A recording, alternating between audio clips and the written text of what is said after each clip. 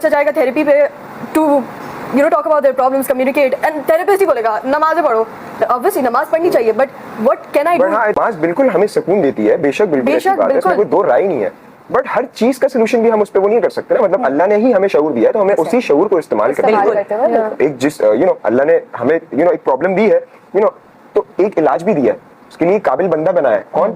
Therapist who گیا, psychologist ہو گیا, سائیکیاٹرسٹ ہو گئے. تو آج کے دور کے حوالے سے بات کریں تو post modern person, a modernized person I would rather say, thinks of himself as intellectual and thinks religion, مذہب کے بارے میں انسان تب سوچتا ہے جب اس کو تسلیم کرتا ہے, جب اس کا دماغ کام کرنا بند کر دیتا ہے. یہ آج کے انٹلیکچوئل کا ماننا ہے کہ when you shut your mind off, that's when you accept the religion. Latest اور جدید philosophical term اس کے لیے یوز کی جائے تو اس کو کہا جاتا ہے opiate of masses. Religion, مذہب, it's a high, it's a drug. You don't want to face the reality, that's why you accept the religion.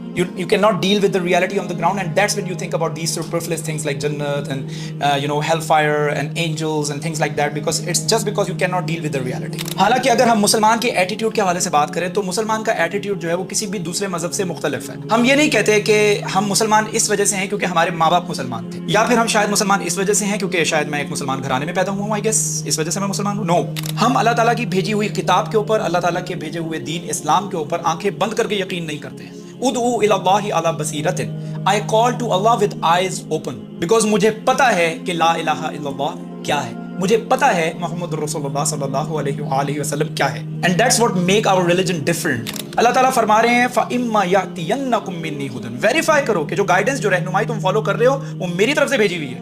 ہمیں تو اسلام اس چیز کی اجازت دیتا ہے کہ ہم ویریفائی کریں. اللہ تعالیٰ نے قرآن میں ارشاد فرمایا ہے الذین آمنوا وتطمئن قلوبهم بذکر اللہ, الا بذکر اللہ تطمئن القلوب. بے شک اللہ تعالیٰ کے ذکر میں ہی دلوں کو سکون ملتا ہے, پیس ملتا ہے, امن ملتا ہے. اس کے بعد آپ کو کسی سائیکیٹرسٹ پہ جانے کی ضرورت پڑتی ہے. اب یہاں پر اس ویڈیو کے نیچے جو کامنٹس آ رہے ہیں وہ کامنٹس بھی بڑے مذائقہ خیز ہیں کہ آپ کو اگر کینسر ہوتا ہے تو آپ نماز پڑھتے ہیں, نہیں آپ ڈاکٹر سے رابطہ کرتے ہیں. تو اس میں کوئی غلط بات تھوڑی ہے. یہاں پر بات ہو رہی ہے سائیکیٹرسٹ کے پاس جانے کی, یہاں پہ بات ہو رہی ہے کسی تھراپسٹ کے پاس جانے کی. تھراپسٹ کے پاس کب جایا جاتا ہے؟ جب آپ کو انزائٹی ڈپریشن ہوتا ہے. انزائٹی ڈپریشن کب ہوتا ہے؟ جب آپ کے دل میں سکون نہیں ہوتا. اور اللہ تعالیٰ کیا فرما رہے ہیں؟ اللہ یعلم وانتم لا تعلمون, اللہ وہ ہے جو سب جانتا ہے, تم وہ ہو جو کچھ نہیں جانتے. مارننگ شوز کے اندر بیٹھ کے بڑے بڑے بیانات داغتے ہو نا کہ نہیں نماز کے اندر ہر چیز کا سولوشن نہیں ہے, استغفر اللہ العظیم. اللہ تعالیٰ کیا فرما رہے ہیں؟ الا بذکر اللہ تطمئن القلوب. اس کتاب کے ساتھ میرا کنیکشن تب بلڈ نہیں ہوتا ہے جب میں اس کو یاد کر رہا ہوتا ہوں, حفظ کر رہا ہوتا ہوں, یا میں اس کے حوالے سے کوئی لیکچر سن رہا ہوتا ہوں. Real relationship that I have with this book happens when I'm standing in the namaz and I'm reciting it. When I'm standing in the namaz and I'm listening to it being recited. The real relationship that I have with this book happens 5 times a day. اس لیے کہا جاتا ہے if somebody's namaz is good,